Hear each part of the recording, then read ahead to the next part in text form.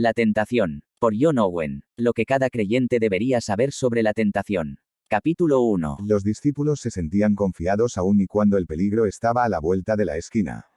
Fue entonces que el Señor dio esta advertencia: velad y orad, para que no entréis en tentación. Cada discípulo de Cristo necesita la misma advertencia. Esta advertencia contiene 3 lecciones básicas que cada creyente debería aprender muy bien. 1. La tentación es algo contra lo cual el creyente necesita guardarse continuamente. 2. Entrar en tentación significa ser tentado en la forma más profunda y peligrosa. 3. Para evitar que seamos dañados por esta clase de tentación, el creyente debería aprender a velar y orar. En la Biblia vemos que existen 2 clases diferentes de tentación. Hay un tipo de tentación que Dios usa y a un tipo de tentación que Satanás utiliza. La tentación es como un cuchillo que puede ser utilizado para un propósito bueno o malo, puede servir para cortar la comida o puede ser usado para cortar su garganta. La clase de tentación que Dios usa. Algunas veces la Biblia usa la palabra tentación para significar una prueba o un examen. Vean por ejemplo que la versión antigua traduce Santiago 1 en 2 como diversas tentaciones, y la versión 1960 traduce la misma frase como diversas pruebas. Abraham fue probado por Dios, vea Gen 22 en 1, y en una forma u otra, todos los creyentes están sujetos a pruebas y tentaciones. Hay que notar 2 puntos importantes acerca de dichas pruebas. Nota 1, el propósito de Dios en enviarnos pruebas. 1. Las pruebas ayudan al creyente a conocer el estado de su salud espiritual. A veces, la experiencia de una prueba enseñará al creyente las gracias espirituales que Dios está produciendo en su vida. La prueba que Dios le envió a Abraham demostró la fortaleza de su fe. A veces la prueba le mostrará al creyente las maldades de su corazón de las cuales no estaba consciente.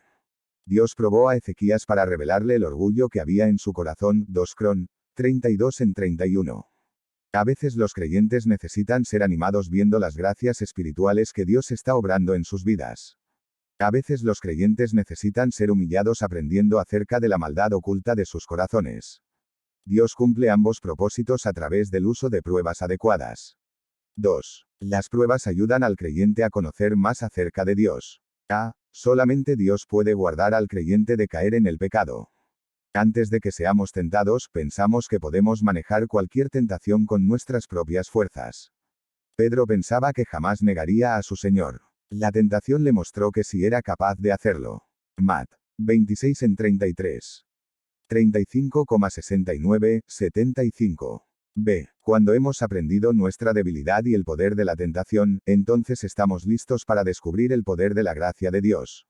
Esta es la gran lección en que el apóstol Pablo fue enseñado por medio de su aguijón en la carne, vea 2 Cor. 12, 7, 10. Nota 2. Dios tiene muchas maneras para probar a su pueblo.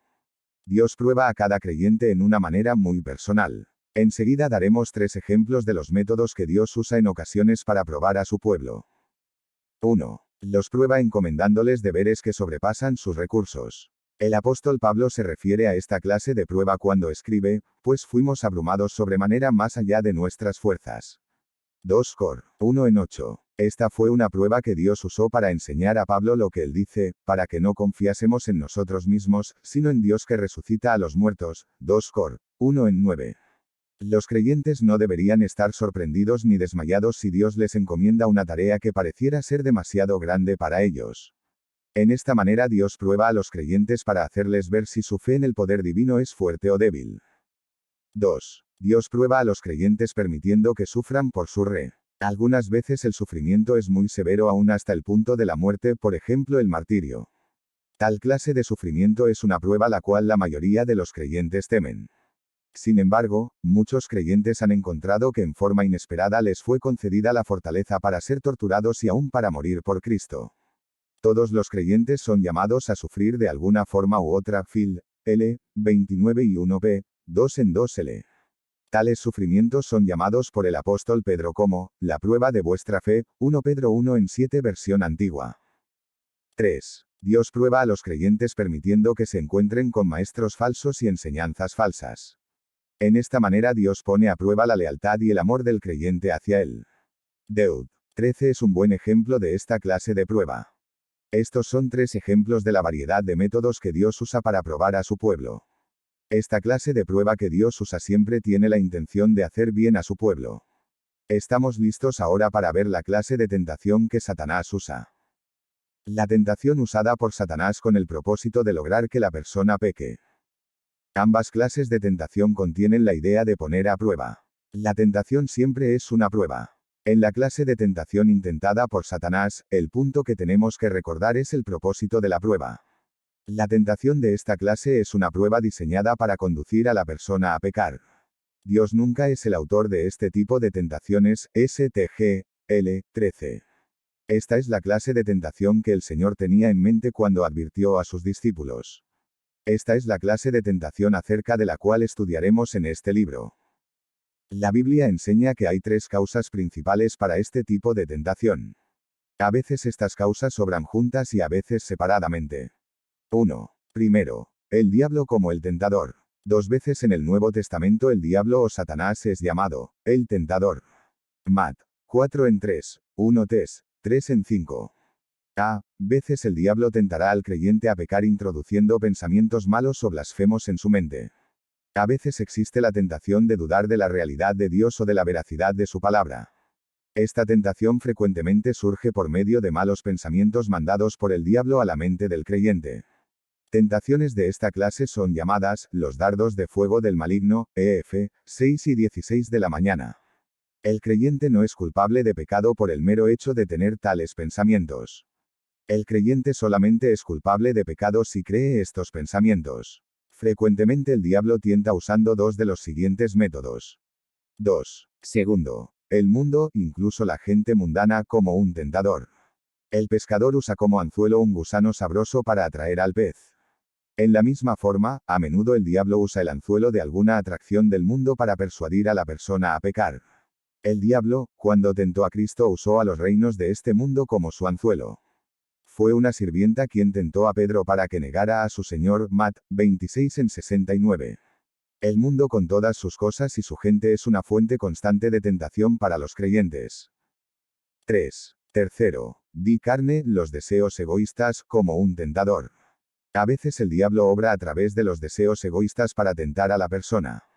El diablo tentó a Judas a traicionar al Señor usando tanto la ayuda del mundo, los fariseos y 30 monedas de plata Luc. 22 en 1, 6 como la naturaleza codiciosa de Judas mismo. En las palabras de Santiago, cada uno es tentado, cuando de su propia concupiscencia es atraído y seducido. STG. L. 14. La clase de tentación usada por el diablo es siempre un intento de persuadir de alguna forma a la persona a pecar.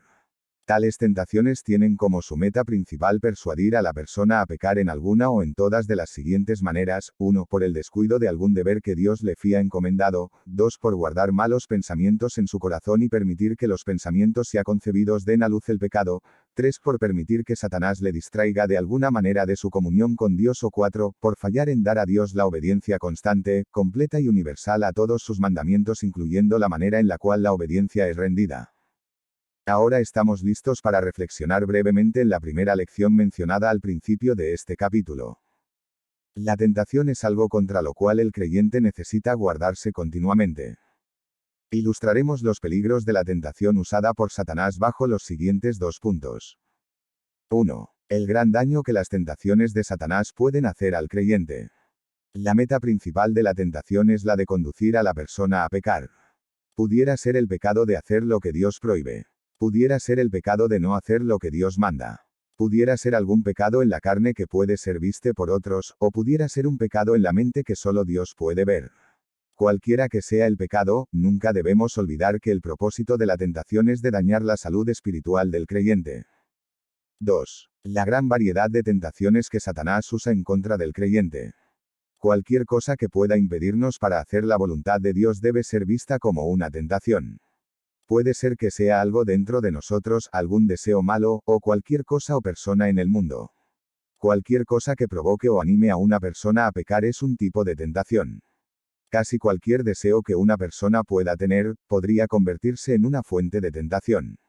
Desear tales cosas como, por ejemplo, una vida tranquila, amigos, un buen nivel de vida, una buena reputación, la lista es casi interminable, no es pecaminoso en sí mismo. Sin embargo, tales cosas pueden llegar a convertirse en una fuente peligrosa de tentación que resulte difícil resistir. Los creyentes necesitan aprender a temer las tentaciones que surgen de tales fuentes ya mencionadas. Deberían temer tales tentaciones tanto como temen las tentaciones que conducen a pecados abiertos y escandalosos. Si fallamos en hacer esto, estamos más cerca del borde de ser arruinados de lo que nos imaginamos. Hola amigos, si les ha gustado el contenido denle a me gusta, compartan y suscríbanse. En la descripción les dejo el link para el próximo capítulo, hasta luego.